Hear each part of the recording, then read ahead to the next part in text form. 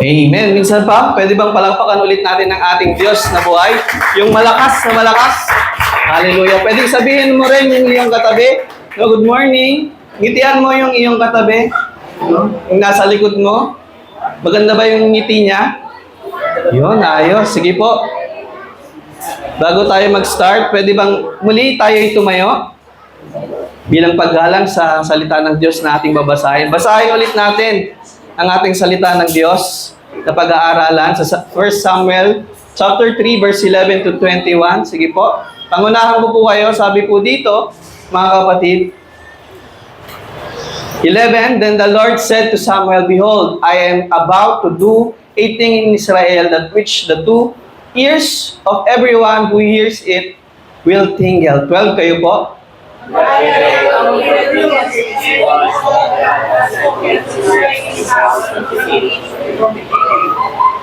And I declare to him that I am about to punish this house forever for the iniquity that he knew, because his sons were blaspheming God and he did not restrain them. And verse 14,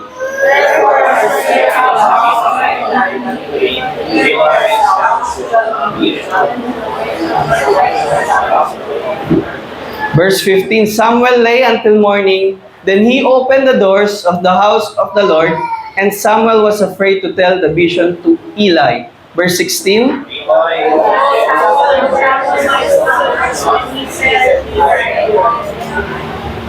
17, And Eli said, What was it that he told you? Do not hide it from me. May God do so to you, and more also, if you hide anything from me of all that he told you. Verse 18,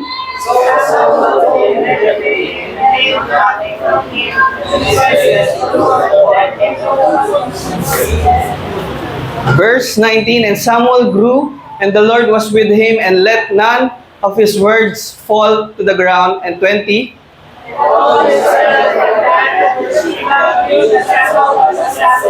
21, sabay-sabay po tayo. And the Lord appeared again at Shiloh, for the Lord revealed himself to Samuel in Shiloh, at Shiloh by the word of the Lord. Sandali po tayong yumuko at manalangin. Yes, Father God, we thank you, we glorify you, Lord God. Muli, Panginoon, dalangin po namin ngayong umagang ito ay samahan niyo po kami as we study your words, Panginoon. Lord, hayaan niyo po na mabago ang bawat isa dito ng inyong salita, Panginoon. Ganun din po, Panginoon, ang inyong mensahero ngayong sa umagang ito. Gamitin niyo lamang po ako, Lord God, bilang instrumento mo, Panginoon. At tanging pangalan mo lamang po, Panginoon, ang aking maitaas sa lugar na ito. Lord God, muli, maraming salamat po. Let your will be done. In Jesus' mighty name we pray. Amen. Sige, palakpakan natin ang Lord. Pwede na po tayong umupo. Hallelujah. Ngayong umaga pong ito, mga kapatid, ang title po ng ating pag-aaralan is The Righteousness of God. Sabihin niyo po, The Righteousness of God. Amen. Alam niyo po ba yung ibig sabihin ng righteous? Tuwid, uplift, di ba? Yung po yun, di ba? So sa intro po natin, mga kapatid, sabi po dito, we often view God through a various lenses. Maraming tingin natin sa Diyos. Minsan ay provider, di ba? Mas madalas nga ito ang nakikita natin sa Diyos ay siya ay nagpo-provide. Amen po ba?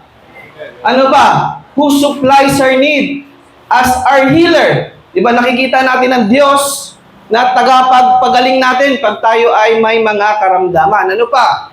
And as a Savior. At mas madalas, siya ang tagapagligtas natin.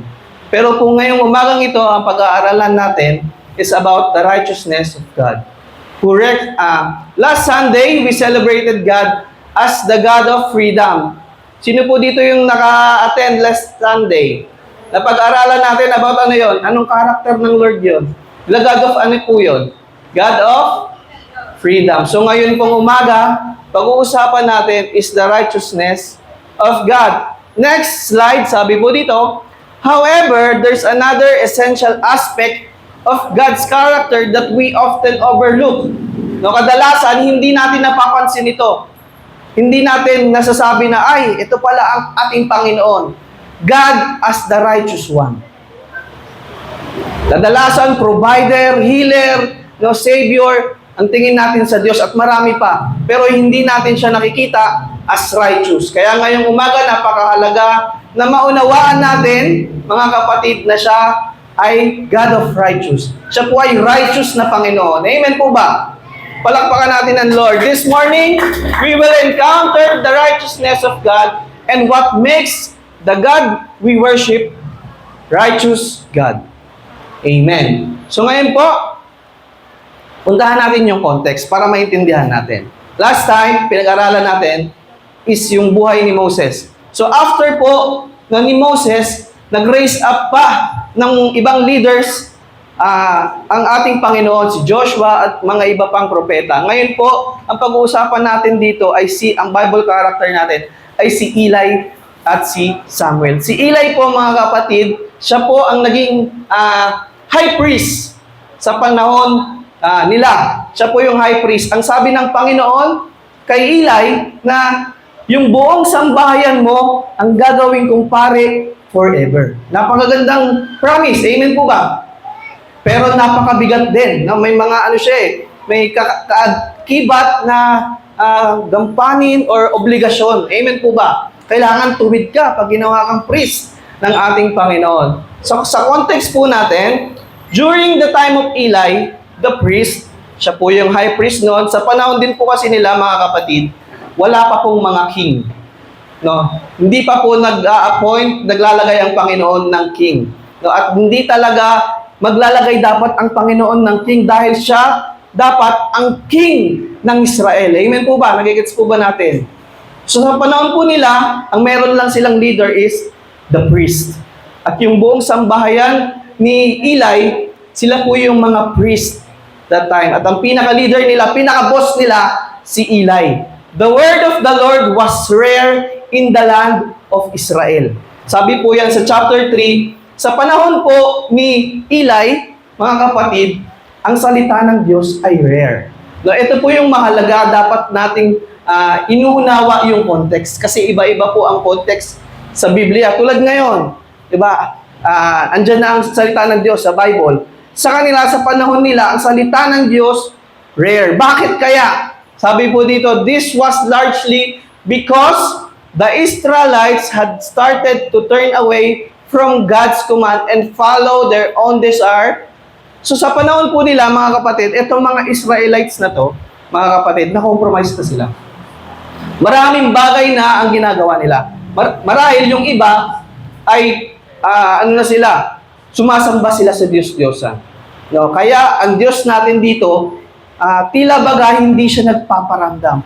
Wala silang naririnig na prophecy, wala silang naririnig na balita, oy, si Lord, kinausap si ganito. Wala silang ganon na nararanasan sa panahon na pamumuno ni Eli. Amen po ba? Nangunawaan pa po ba natin? Pwede bang palakpakan natin ang Lord? Also, the priesthood had become corrupt. Naging corrupt po yung priesthood that time. With Eli's own son, si Hophni and Phinehas, having in immoral and unethical ways, as a result, God's voice was not being heard and the people were left to stumble in spiritual darkness. Yung anak po, yung dalawang anak ni Eli, si Hophni and Phinehas, no? They were wicked. Sabihin niyo po, wicked. Wicked po sila. Ang ginagawa po nila, masama. No? Yung parte dapat ng offering na dapat para sa Diyos, kinukuha nila. Ano pa? Yung bantay doon sa Tarnabak.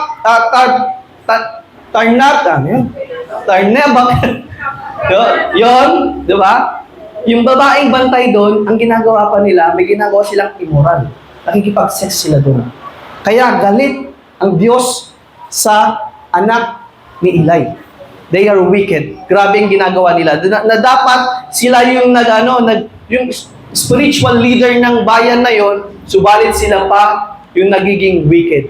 No, pinapangunahan pa nila yung lugar na yon sa kasamaan. Amen po ba? Naunawaan po natin. Yun po yung context natin. So ngayon po, mga kapatid, ang unang puntos natin, ang gustong sabihin sa atin ngayon ng Panginoon, ang nais niyang makita natin na karakter natin, ay karakter ng Panginoon is ito po. God's righteousness is revealed in His just judgment. Malinaw po sa atin yun na ang Diyos ay righteous. Amen po ba? Pero paano nga ba? Paano mo masabing ang Diyos na sinasamba natin is righteous? Paano siya naging righteous? Ito po yung una. God's righteousness is revealed in His judgment. Amen. Basahin po natin yung verse 11. Sabi po dito, then the Lord said to Samuel, ang kausap po dito ni Lord, si Samuel. Sabi po, mga kapatid ng isang Bible scholar or mga Bible scholars, sinasabi nila ay nasa 12 years old or pataas pa lamang po. Kumbaga, binatilyo pa lang si Samuel nung siya ay tinawag ng Panginoon. At ulitin ko, rare po yung boses ng Panginoon dito. At hindi pa naririnig din ni Samuel ang boses ng Panginoon. Behold, kinausap siya dito ng Lord. Matutulog na lang siya eh. Alam natin yung kwento, matutulog na lang, pero kinausap siya ng Panginoon at sinabi, behold, I am about to do a thing in Israel at which the 2 ears of everyone who hears it will tingle. Ang sabi ng Panginoon kay Samuel, Samuel, behold, meron akong gagawin, grabe, sa bayan ng Israel, na pag narinig nila itong sasabihin ko, itong judgment na to, yung dalawang tenga nila ay magtitinggil. Kumbaga, sa atin sa panahon natin, tataas yung balahibo, yung buhok mo sa likod, sa batok mo, tataas. Pag narinig mo to, grabe. Yun po sinasabi dito ng ating Diyos. And verse 12, on that day, ito na po yung judgment ng Panginoon. On that day, I will fulfill against Eli all that I have spoken concerning his house from the beginning to the end. Sa una po kasi mga kapatid, ang Diyos natin, no, ang sabi niya ng Panginoon kay Eli, Eli, yung buong sambahayan mo, ang promise ko sa iyo, ito po, ang promise ko sa iyo, magiging lahi ka ng priest. No? Yun po yung promise niya eh. But, yun nga, nagkamali, naging wicked yung kanyang mga anak, kaya eto na po, yung naging, judgment ng Lord sa household of Eli. And 13, and I declare to him that I am about to punish his house forever. Grabe to. For the iniquity that he knew, alam na po kasi, no, alam ni Eli yung mga pinaggagawa ng kanyang mga anak. Yung mga anak niya po dito, hindi na bata. Hindi po yung mga sanggol. Malalaki na to. At alam po ni Eli yung ginagawang wickedness, evilness ng kanyang mga anak. Ngunit anong ginawa niya? No, hindi niya, kumbaga, kung sa panahon natin, inabuso natin yung mercy, yung love ng Panginoon. No, hinayaan niya na yung mga anak niya gawin pa rin yung ginagawa. Pwede niya sanang gawin. Kasi siya yung boss that time eh. Pwede niyang gawin. Fired na kayong dalawa. Hindi na kayo pwedeng maging pare. Pwede sanang ganun ang gawin niya eh. Pero wala siyang ginawang action. Kaya ito po, sabi dito ng Diyos, I declare to him that I am about to punish his house forever. Forever, for the iniquity that he knew because his sons were blaspheming God and he did not restrain them. Wala kang ginawa, Eli. No, alam mo na may ginagawang kasamaan yung iyong mga anak, pero wala kang ginawa. Ngayon, ang tanong, meron ba kayong kakilala or meron kayong anak? No, meron kayong kapamilya na alam nyo na mali yung ginagawa pero hindi kayo umaaksyon? Mga kapatid, you are accountable to your brothers and sisters. Pag may mali sila, pwede nyo po silang i-review, pwede nyo silang ipag-pray. Amen po ba? As children of God, no, tayo mga anak ng Diyos, no, yun po ang nais ng Diyos sa atin. Amen po ba? Alam niyo kung bakit? Kasi kung hindi natin gagawin yun, katulad ni Eli, ganito ang mangyayari sa atin. Amen? Pwede palakpakan natin si Lord. So, balikan natin yung unang puntos. God's righteousness is revealed in His judgment. Letter A, sabi po dito, Eli's failure to discipline his son and their evilness. Eli's son, Hophni and Phinehas, were priests, but they behaved wickedly. They took the best part of sacrifices themselves. Sa panahon po kasi nila, merong tamang sukat may tamang requirements ang Panginoon sa kanilang pag-o-offering. No, amen. Ngunit ang ginagawa na itong mga anak na to, itong mga wicked na to, kinukuha yung best part na para sa Diyos. Disobeying God's instruction and even slept with the woman who served at the tabernacle. No, grabe. No, priest. Pero ganito ang ginagawa. Despite knowing about their sinful behavior, si Eli po failed to discipline them. Instead of honoring his sons more than he instead honoring his son more than God. Kaya po, muli uulitin ko sa mga magulang, no? Hindi po yung hindi po yung mga material na bagay yung pwede nating madala sa langit. Alam niyo po kung ano, ang mga anak natin. Amen po ba? Ang pamilya natin. Amen po ba? Kaya yung po yung natin, bunuin natin. No, kasi pag yan mga kapatid, meron po ako nakita sa Facebook, mga kapatid. Parang ads. Sinasabi doon na ang mga bata, pag pinalo daw, nagtotrauma. Diba? May trauma. Tama naman, yung iba, pag grabing palo, no, sampalin mo yan, talagang magkakatrauma yan. No? Pero po sabi sa Biblia, okay lang, paluin, disiplinahin. Bakit? Kasi dadating ang panahon, pag hindi mo dinisiplina yan, matigas na ulo niyan, hindi na susunod yan sa'yo. Tulad nito. Kaya mga kapatid, huwag tayo padaya sa mundo na sinasabi magkakatrauma yung mga anak. Paluin natin. Mamaya si Libay papaluin ko. Amen po ba? Amen. Palakpakan natin ang ating Diyos. As a result, God sent a prophet to Eli. Ito po ang maganda sa ating Panginoon. No? Ang Diyos natin, nagpadala siya ng propeta, no, na magwa-warning. Actually, binigay na nga yung judgment eh. Sabi dito, Eli, a prophet, warning him that his family would be punished for their sins and that God would raise up a new priest to replace him. However, Eli failed to take action and God's judgment eventually fell on his household. Ganito po ang nangyari mga kapatid. Nagpadala ang Panginoon ng propeta para warningan si Eli. At sinabi din ng propeta, ito na yung judgment sa iyo ng Panginoon. No, yung dalawang anak mo, mamamatay yan. Same day. Pero anong ginawa ni Eli? Hindi siya gumawa ng aksyon. Imbis na magpatira pa siya, humingi siya ng tawad sa Panginoon, wala siyang ginawa. Amen po ba? Ganun po ang nangyari kay Eli. Mabuting tao to si Eli, pero hindi siya mabuting ama sa kanyang mga anak. Hinayaan niya na mabuti siyang priest. Ngunit hindi siya naging mabuting ama. Hinayaan niya yung mga anak niya na naging evil, wicked. Amen po ba? Lampakan natin ang Lord. Letter B, ito na po. God's punishment to Eli's household. Nung pagtapos ng mga warning, Eli's son, Hophni and Phinehas, paid a heavy price for their sinful choices and disobedience. They had dishonored God and the priesthood, and God had enough. When Israel went to war with the Philistine, ito po sa chapter 4 na to, mga kapatid. Kaya maganda na binabasa natin yung buong book or buong chapter nung natin pinag-aaralan natin para alam natin yung buong context.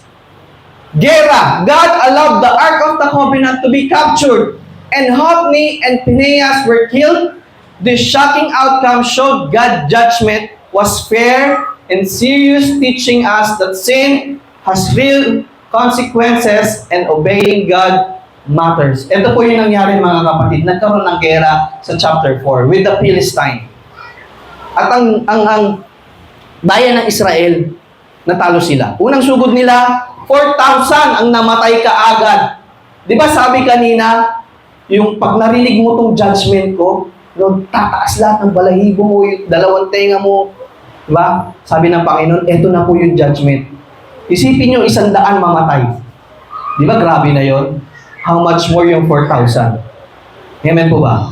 Yung po yung nangyari sa kanila nung sila ay nakipaglaban sa Philistine. 4,000. At nung natatalo na sila, ang ginawa nila, dahil alam nila nasa kanila Ark of the Covenant, mga kapatid, nasa kanila ang presensya ng Lord, Ang ginawa nila, sinama nila yung Ark of the Covenant, ngunit hindi nila nalaman, hindi nila nakita na wala na sa kanila. Hindi na nila kasama ang presensya ng Panginoon dahil lahat sila wicked. Amen? Alam niyo pa kung anong nangyari, mga kapatid? 30,000 foot soldier ang namatay sa gerang yun. Bukod sa 4,000, 30,000. Ganon kagrabe yung naging judgment, punishment ng Panginoon sa bayan ng Israel. Amen? Grabe, di ba? Bukod doon, kasama yung dalawang anak ni Eli. Si Hophni at sino yun? Si Phinehas. Namatay sila doon sa war na yun. Etong mga to, tinalaga ng Panginoon as priest. Pero mga kapatid, dahil sa wickedness na ginawa nila, no, hindi atubili ang Panginoon na sila ay i-punish. Binigyan na sila ng warning, pero walang nangyari. Walang silang ginawang aksyon. Kaya ito po yung fair judgment ng Panginoon. At sa judgment na ginawa niya, mga kapatid, ang Diyos natin is righteous. Amen po ba? Amen po ba? Kayo po ba, nais niyo po ba na i-judge kayo ng Diyos na righteous? Ako, okay sa akin. Diba? Kasi hindi tulad ng mga tao, pag nag-judge, corrupt. Amen? Letter C, sabi po sa letter C, what makes God truly righteous is that He always judge fairly and justly. Hindi tulad ng tao, unlike people who can be biased and corrupt, pwedeng bayaran. Pwedeng, pogi nun ah. Diba? Pwedeng ganun eh. Tulad sa panahon natin. Pwedeng iboto. Kasi ang galing sumayaw. Diba? Pwedeng ganun eh. Pero ang Diyos natin, nagja-judge siya ng fair and just. At yung character niya na yon, it makes Him righteous. Tuwid. Amen? Ang Diyos natin, tuwid pag humatol. Amen? Pwede bang palakpakan natin ang Lord? We see this in the way He dealt with Eli's family. Eli's sons did wrong and God held them accountable. This shows that God's judgment are always based on what's right, not on personal or selfish motives. Hindi tulad ng tao. Dahil kadugo, di ba? Kaibigan, ipapagsawalang bahala yung sin. Di ba may mga ganon? Pag minsan may nababalita, ay, pulis kasi yan eh. Pulis yan, kaya malamang, ililipat lang ng pwesto yan, nakapatay. Di ba? Ililipat lang ng pwesto yan, hindi ay kukulong. Ganon po ang tao. Pero ang Diyos, just pag nag-judge. At ito po, makes Him righteous. Amen? So palakpakan natin ang Lord. Malinaw po. Number 1 character ng Diyos, yun nga, righteous. Ito po, yung ating unang puntos, God's righteousness is revealed in His just judgment. Amen? Malinaw? Amen. Kaya po tayo, mga kapatid, pag may mali tayong ginagawa, i-judge tayo ng Panginoon. No? Mga ginagawa nating mali, accountable tayo dyan, i-judge niya tayo according sa ginawa natin. Walang ligtas. Pag may mali kang ginawa, diba, may kaakibat na punishment. Amen? So, number 2 po natin na puntos is, paano natin malaman na yung pinagsisilbihan natin, wino-worship natin na Panginoon is righteous? Ito po, God's righteousness is seen in His faithfulness to His promise. Ang Diyos natin nangako at tinupad niya yun. And that makes Him righteous. Amen? Amen? Palakpakan na natin ang Lord. Tapikin niyo yung katabi niya. Oh, gising! Amen. Basahin natin yung verse 19 to 21. Sabi po dito, mga kapatid, verse 19 to 21, and Samuel grew. No? Lumaki, tumanda, and the Lord was with him, and let none of his word fall to the ground. No, ito po yung maganda. No? Yung maliit dati na bata, sinamahan ng Panginoon. Amen? At yung promise ng Lord kay Eli na maging priesthood forever ng bayan ng Israel na punta kay Samuel. So, kasi naging parang anak-anakan niya na eh. Kasi po, di ba, alam natin yung kwento.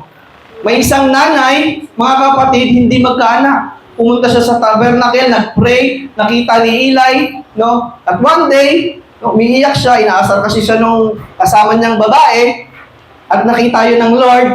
Sabi niya kay Lord, Lord, ganito, pag ako nagkaanak, pagtapos niyang dumede sa akin, ibibigay ko na siya sa'yo, i-offer ko siya sa'yo. So, at nangyari yun, at yun po ay si Samuel. At si Samuel, ang nangalaga na sa kanya is si Eli. So parang naging ano na to, naging anak-anakan na ni Eli. So sa madaling sabi, mga kapatid, natupad pa rin yung promise ng Lord kay Eli na yung kanyang sambahayanan ay magiging priesthood forever. Amen? Ganun kabuti yung Diyos natin.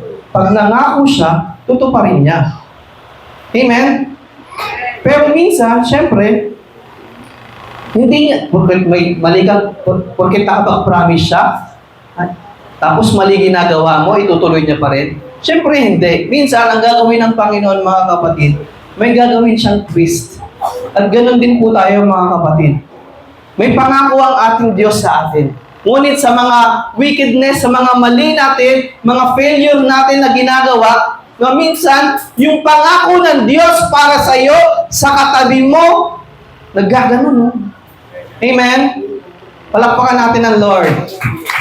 And all Israel from Dan to Beersheba knew that Samuel was established as prophet of the Lord. From sa buong bayan ng Israel, mga kapatid, nalaman nila mga parang na-announce na si Samuel was established as the prophet, priest. Next, kala Eli. Amen? Ganon, kabuti ang Panginoon. In 21, the Lord appeared again at Shiloh, for the Lord revealed Himself to Samuel at Shiloh by the word of the Lord. Amen. Sige, palakpakan natin ang Lord. I-ano ko lang, fast forward ko lang konti. Alam niyo, mga kapatid, sa chapter 8, ito yung medyo nakakalungkot. Alam na ni Samuel yung nangyari sa sambahayanan ni Eli. Yung dalawang anak ni Eli naging wicked at pinarusahan sila ng Panginoon. Sa chapter 8, alam nyo ang nangyari. Yung dalawang anak, kasi nagkaanak pa si Samuel. Nagkaroon siya ng dalawang anak. Alam nyo kung ano nangyari? Sila din po ay naging wicked. Diba? At ang nangyari, mga kapatid, imbis na sila yung next in line, yung sabi ng bayan ng Israel, bigyan mo na kami ng king. King na lang. No? At yun, inalaw ng Panginoon. At yun po yung next na kwento sa mga susunod, si King David. Pero si King Saul muna. Diba? Wicked king. Next, ay si King David. Pero yun po yung naging kwento. Alam na ni Eli ang nangyari. Kaya mga kapatid, mga magulang, yung mga anak po natin, no, paluhin natin mamaya pag-uwi. Amen po ba? Amen. Sige po, palakpakan natin ang Lord. Letter A po natin. Sabi po dito, mga kapatid, God had promised Eli, the high priest, that his family would have the privilege of serving as priest for generations to come. However, Eli failed to correct his son's wrongdoing, and as a result, ito po yung naging result, God judged Eli's household. Instead of Eli's family continuing to serve as priest, si Samuel na bata, musmos, no, na parang ano niya lang, anak-anakan, siya yung naging next in line na priest. A faithful servant dedicated to the Lord was chosen to rise as a new prophet and leader for the people of Israel. Ganoon po ang kumilos ang Panginoon. Nag-promise siya, pero may mga ganong-ganong circumstances sa buhay natin, no? Nag-fail tayo. At yung promise ng Panginoon, medyo naiba-iba rin. Amen? Kaya po, mga kapatid, ito po yung gustong sabihin sa atin ng Lord ngayong umagang ito. May mga promise sa atin. Panghawakan natin ito. At pag dumating yung time ng mga uncertainties natin sa buhay, problema, depression, stress, diba, mga grabing unos sa buhay natin, kapit lang tayo kay Lord. Huwag tayong tumulad sa bayan ng Israel at sa household of Eli. Amen? Amen. So letter B po natin. Pwede palakpakan natin si Lord at tapikin ulit natin ang ating katabi. Gising! Amen. Letter B, sabi po dito, God's commitment to fulfilling His promise demonstrate His character. No, yung ginawang fulfillment ng Panginoon na pagpalit kay Eli to Samuel, demonstrate his character na ano? Righteous. Dahil sa pagiging tapat niya sa kanyang mga pangako, ang Diyos natin ay righteous. Ang tao pwedeng ganun pangako pero hindi naman natutupad, di ba? Pero ang Diyos natin kakaiba. Tapat siya, righteous siya. Amen? Palakpakan natin ang Lord. He is a God who fulfills His promises even when circumstances change or individual fail. Those who abide in Him take comfort and steadfastness from this faithfulness. Ito yung maganda mga kapatid. Dahil alam mo, na-experience mo na ang Lord ay tapat sa kanyang pangako, yung comfort nun, napakaganda no? Sample, wala kang trabaho. Dahil alam mo, ang Diyos nagpo-provide. Diba? Nako-comfort ka. Amen? Dahil may sakit ka, pero alam mo, ang Diyos nagpapagaling. Diba? Amen? Sige, palakpakan natin ng Lord. The question is, ito po yung tanong ngayong umaga.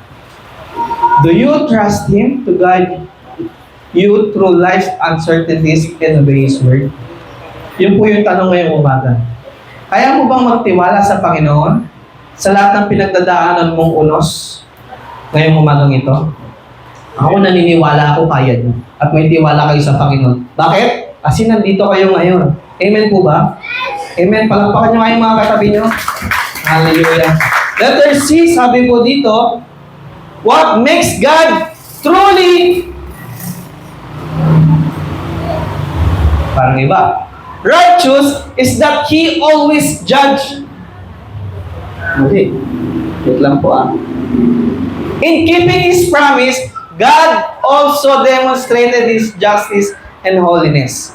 Yung pag-keep ng Panginoon, yung pagtupad niya sa mga pangako niya, makikita mo rin dito yung justice and holiness ng Panginoon. He didn't let Eli's family continue to serve. Hindi niya hinayaan na yung sambahayan, yung household ni Eli na mag-continue, no? Na maging pare kasi they are wicked. Instead, He held them accountable.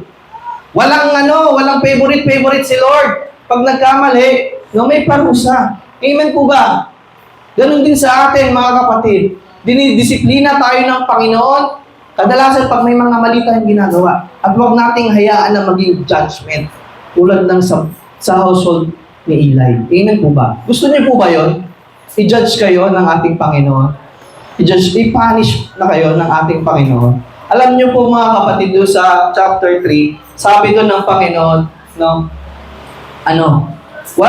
kasi sa panahon nila, pwede silang mag-sin offering. Yung mga mali nila, pwede na lang sin offering. Pwede silang mag-offering para patawarin sila ng Lord, maibsan yung galit ng Panginoon. Pero sabi ng Lord sa household ni Eli, wala, hindi pwede, forever. Dahil sa ginawa niyong iniquity, wickedness, wala, hindi na sapat yung ibibigay niyong offering.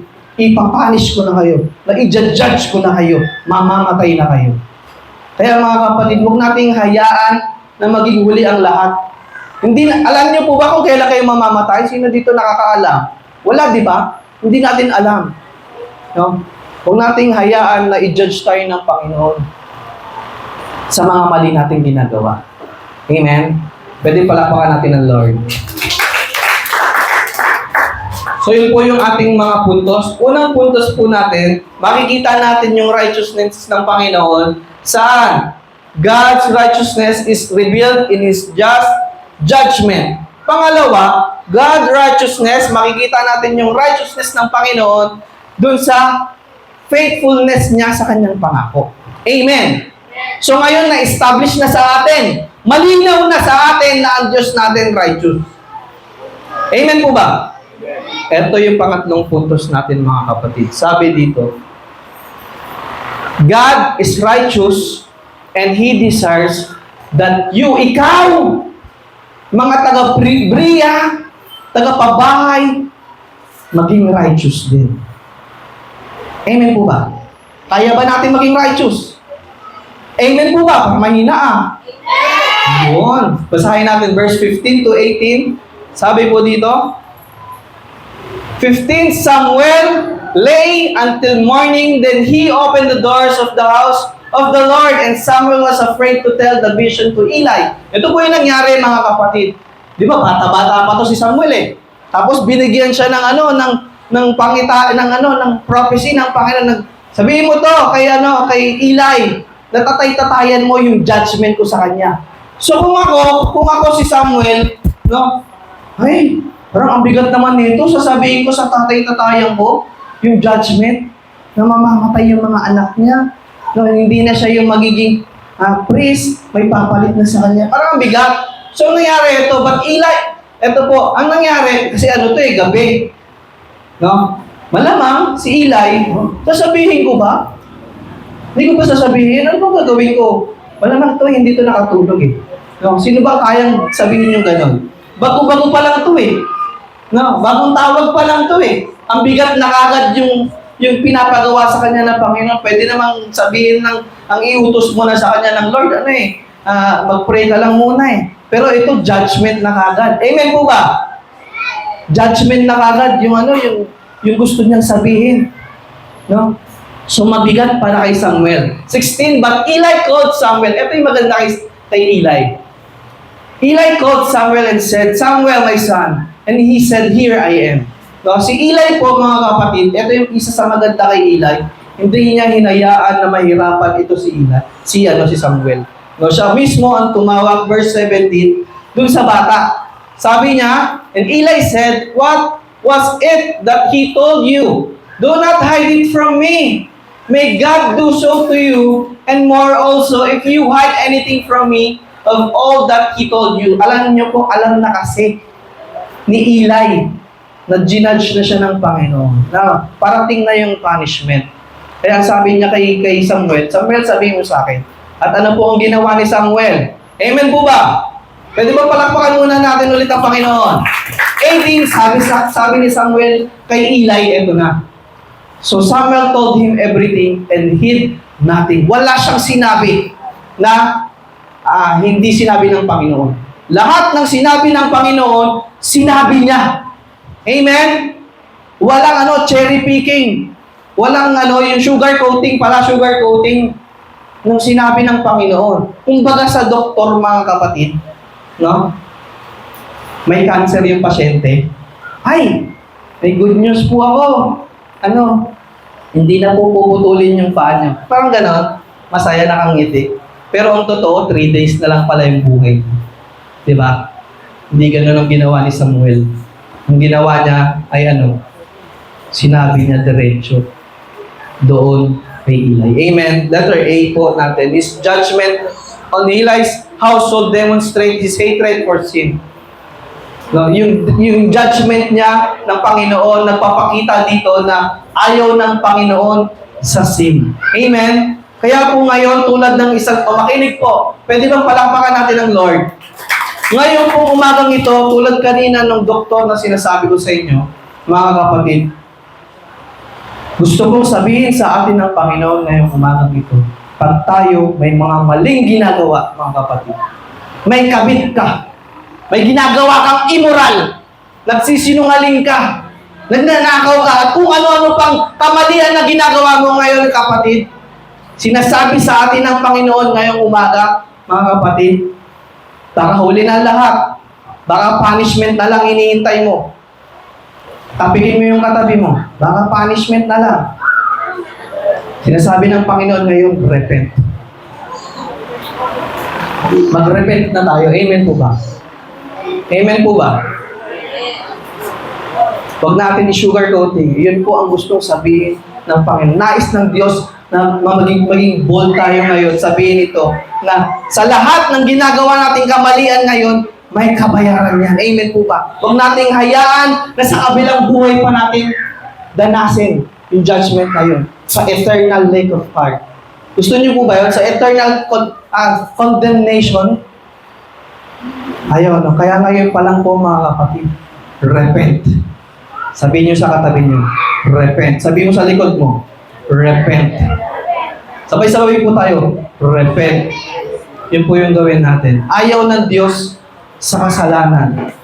Letter A, while His call to Samuel reveals His desire for righteous representative. Ayaw ng Diyos sa kasalanan. At yung pagtawag naman ng Diyos kay Samuel, na gusto niya ng representative na righteous. Tayo po yun, mga kapatid. Tinawag tayo ng Diyos na na mamuhay ng may kabanalan at tuwid, righteous. Ang problema, mga kapatid, ito po tayo as God's people, we are called to reflect His righteousness character. Tinawag tayo ng Panginoon para makita yung righteousness ng Diyos sa atin. Amen? Kasi napakadaming nakapalibot sa atin na nakatingin, parang CCTV. Especially ating pamilya. Kung hindi ka righteous, paano mo sila maiaakay sa gawain ng Panginoon? Kaya mga kapatid, kailangan natin mag-repent, kailangan natin maging righteous sa harapan ng Panginoon. Amen po ba? Ngunit, ito po yung mahirap, mga kapatid. We are, kahit anong gawin natin, we are not, magiging righteous sa mata ng Panginoon. Why? Kasi we are born,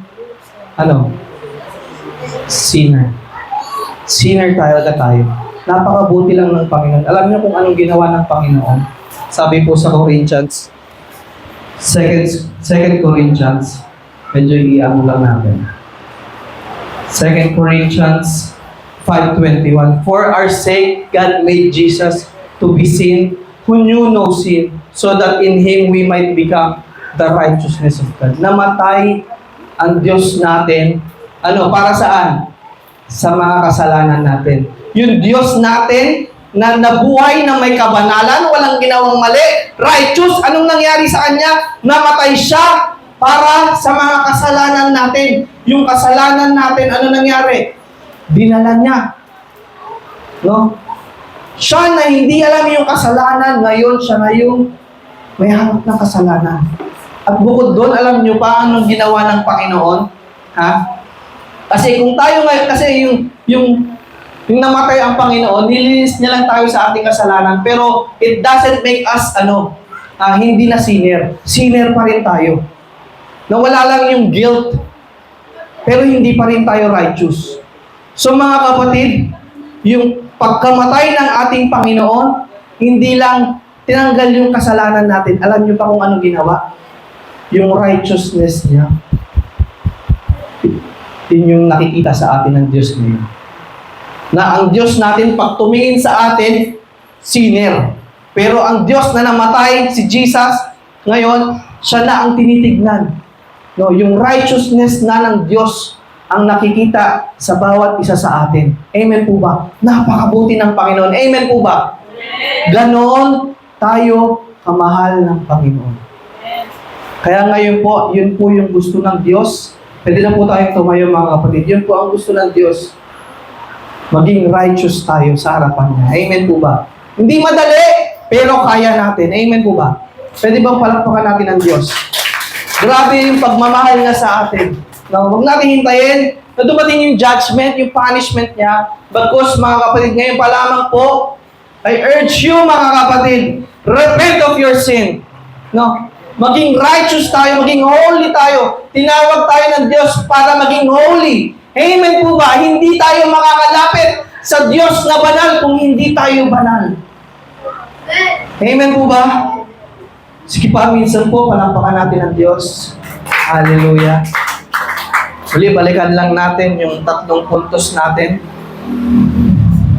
God, righteousness is revealed in His judgment. Just judgment. Righteous siya kasi pag nag-judge siya, fair. Amen. Second point, ang Diyos natin, kaya siya naging righteous kasi yung faithfulness niya sa kanyang pangako. At pangatlong puntos, dahil ang Diyos natin ay righteous, nais ng Panginoon, maging righteous din tayo. Amen. Sige po, awitan natin ang Lord. Hallelujah. Dalangin natin ngayong umagang ito na tulungan tayo, samahan tayo ng banal na Espiritu na maging righteous sa harapan ng Panginoon. Napakabuti mo, Panginoon. Hallelujah, Lord God. Habang hindi tayo karapat karapat-dapat, anong ginawa ng Panginoon? Namatay siya para sa iyo sa cross. Sige, awitan natin ang Diyos. Hallelujah, Lord God. Napakabuti mo.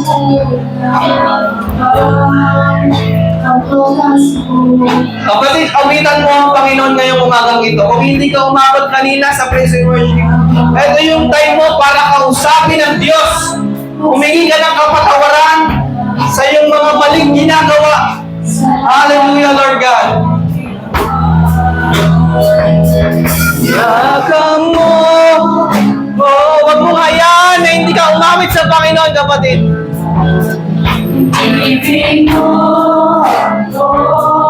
Nang di kaya tumbasan,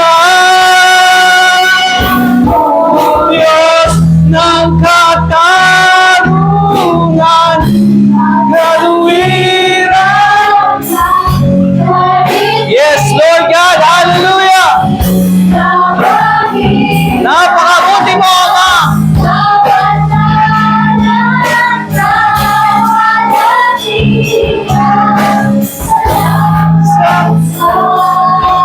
Sundulang biyaya mo,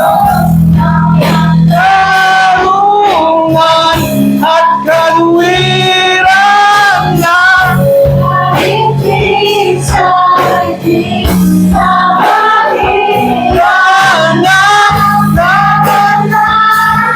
Hallelujah, Lord God.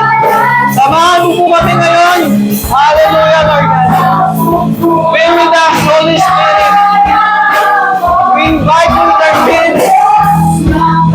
Hallelujah, Lord God. Yes, Lord.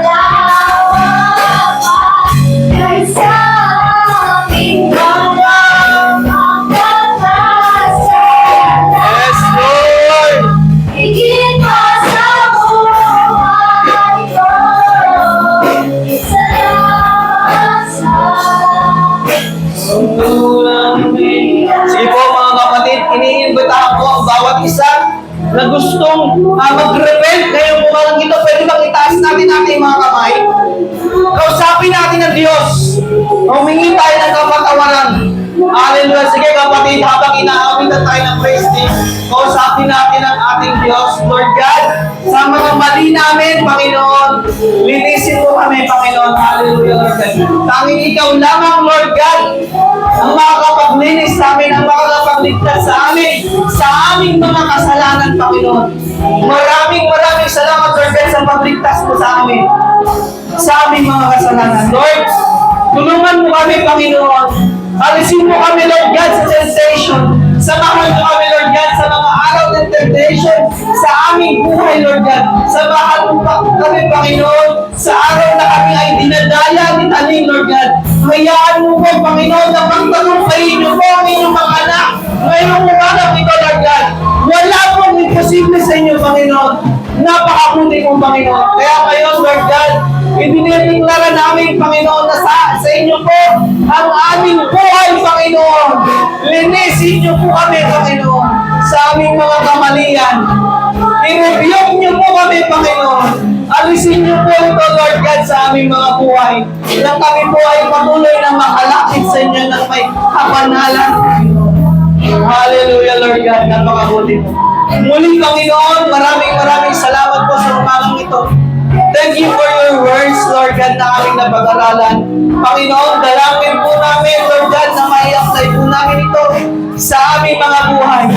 Hindi lang po iyon, mga Panginoon, Lord, dalangin din po namin, Panginoon, na ma-share din po namin ito, especially, Lord God, sa aming mga mahal sa buhay. Lord, totoo, Lord God, na darating ang time na ikaw ay muling babalik as judge, Lord God. Hindi na Savior, but a judge, Lord God. Huwag niyo pong hayaan na maging huli na ang lahat para sa aming Panginoon. Tulungan niyo po kami, Lord God. Hallelujah, Lord God. Muli, Panginoon, maraming salamat po sa umagang ito. Lord, dalangin po namin sa mga anak mo ngayong umagang ito na nandito.